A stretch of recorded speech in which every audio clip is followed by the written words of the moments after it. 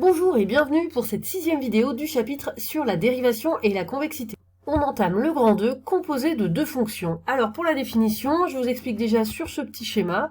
On part d'un réel x, on lui applique d'abord une fonction u, une première fonction. Ce résultat, on peut l'appeler grand x, et à ce résultat, on applique une deuxième fonction petit v. Et on va obtenir un résultat.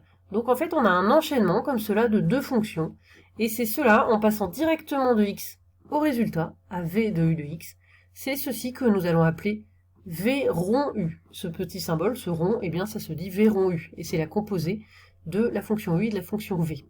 Voilà donc la définition correctement écrite, une fonction définie sur un intervalle i, v une fonction définie sur un intervalle j.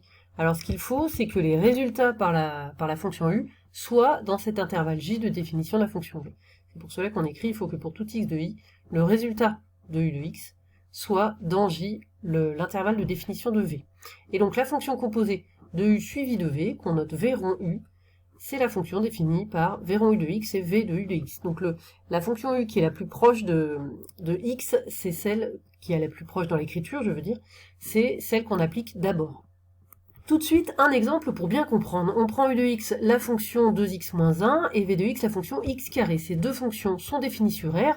R, on peut considérer que c'est un intervalle, l'intervalle de moins l'infini à plus infini. Voilà donc nos deux fonctions. Quand on applique donc v rond u de x, donc on applique d'abord u de x, c'est-à-dire d'abord 2x moins 1, et ensuite c'est ce 2x moins 1 que l'on met au carré avec la fonction v. Donc quand on fait v rond u de x, on obtient 2x moins 1, le tout au carré. Si on fait dans l'autre sens, u rond v, donc on applique d'abord v et ensuite u, et bien dans ce cas, on applique d'abord v, c'est-à-dire d'abord x carré, et ensuite on applique cette fonction, donc on obtient 2x carré moins 1. Voilà donc cette fonction composée, ce v rond u ou u rond v suivant l'ordre dans lequel on le prend, et bien c'est une écriture pour expliquer comme cela un enchaînement de deux fonctions. Et maintenant, le petit 2, nous allons voir comment on dérive la composée de deux fonctions. Donc la formule pour la dériver, la composée de deux fonctions. Voici la propriété que nous admettrons.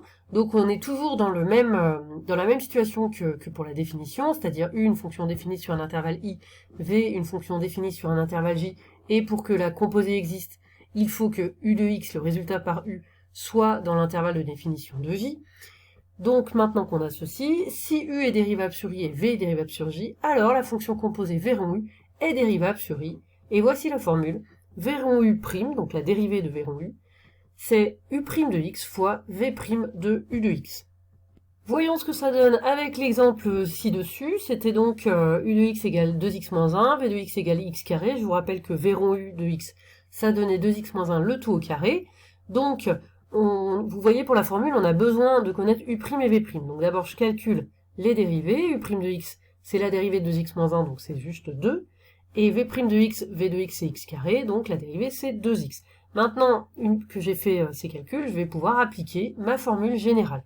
Donc v rond u' de x, je réécris la formule, u' de x fois v' de u de x, et maintenant je remplace u' de x, je l'ai mis là, c'est 2, donc ici 2, et puis v' de u de x, et bien v' c'est 2x, donc là, c'est 2 fois, mais je n'écris pas x, puisque c'est v' de u de x. Donc, à la place de x ici, j'écris u de x, c'est-à-dire 2x moins 1. Donc finalement, j'obtiens 2 fois 2, entre parenthèses, 2x moins 1, donc 2 fois 2, 4, ce qui me donne comme résultat 4 fois 2x moins 1, pour la dérivée de v rond u de x, c'est-à-dire de 2x moins 1 au carré. Deuxième exemple, on prend maintenant la fonction u, c'est x carré plus 1, qui est définie sur R, et la fonction v, racine carrée de x. La fonction racine carrée, elle est définie sur 0 plus l'infini, avec 0 compris, et je vous rappelle que sa dérivée, par contre, elle est définie sur 0 plus l'infini sans 0, avec 0 exclu. Ici, v rond u est bien défini, racine carrée de x carré plus 1, car x carré plus 1 est toujours strictement positif. U de x est toujours positif, puisque x carré positif, x carré plus 1, c'est plus grand que 1, donc, a fortiori, c'est plus grand que 0. Donc v rond u est bien défini, v rond u de x est racine carrée de x carré plus 1. Maintenant, nous allons appliquer cette formule pour calculer la dérivée de v rond u. Donc ici, on a bien u qui est dérivable sur R, pas de problème. V, c'est dérivable, comme je vous l'ai dit, pas tout à fait sur l'intervalle j, mais sur l'intervalle ouvert 0 plus l'infini. Or, ici, pas de problème, le résultat de u de x est toujours strictement positif, donc ça fonctionne, v rond u est dérivable sur R, puisque les résultats sont bien dans cet intervalle. Maintenant, pour la formule, on a besoin de calculer u', on a besoin de calculer v', donc je vous rappelle, u' de x, ici, puisque c'est x carré plus 1, ça fait 2x, et le 1, qui est une constante toute seule, se dérive en 0, donc il reste seulement 2x. V' de x c'est racine carrée de x, donc V' de x c'est 1 sur 2 racine carrée de x. Et c'est parti, on applique la formule. V rond U' de x, c'est donc U' de x fois V' de U de x. U' de x, je l'ai mis là, c'est 2x, donc ici j'ai écrit 2x. Ensuite, V', c'est 1 sur 2 racine de x, donc 1 sur 2 racines, mais là c'est pas V' de x, c'est V' de U de x. Donc sous la racine carrée, je ne mets pas x, je mets U de x, c'est-à-dire x carré plus 1. Donc voici la dérivée de V rond U, tout ceci.